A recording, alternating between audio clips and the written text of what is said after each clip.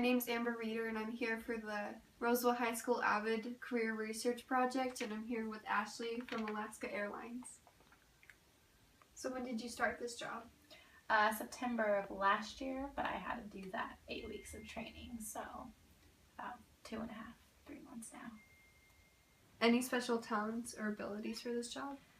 You definitely have to be a people person. You're going to be dealing with a lot of different types of people, and there can be some scary situations that happen, and you definitely have to have crisis communication to know how to handle some of what can be panic on the airplane. What could be a disadvantage for this career?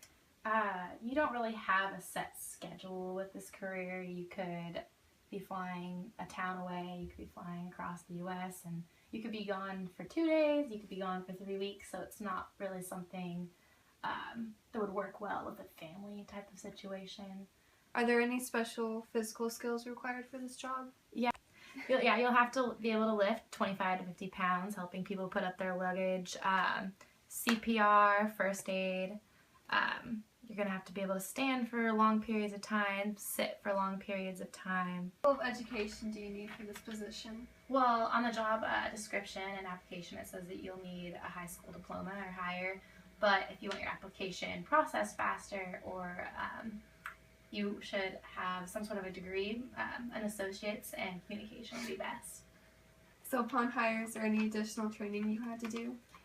After hire, you're actually going to have an 8-week training period, and you'll have emergency procedure evacuations and trainings on the plane to see how you'll handle situations. How will you be spending your time in this job?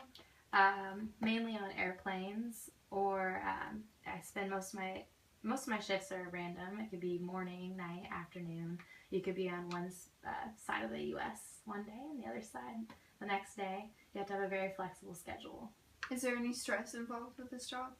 Well, you are up in the air thousands of feet, and you're responsible for everyone's safety, and you stay in different spots that you don't really know, in areas that you've never been to and you don't know anyone. But there are many perks of the job. You get to see all these new places and experience them, and you also have miles, and you can bring friends to these places, so it's kind of a win-win situation. Do you have any tips for me to take while I'm in high school? I would get started with taking speech classes to get yourself comfortable talking to a variety of different people, and you will be talking to a variety of different people, so taking up a second language, Spanish. Also psychology, to kind of get to know like the human mind and how people react to different circumstances that may happen on the plane.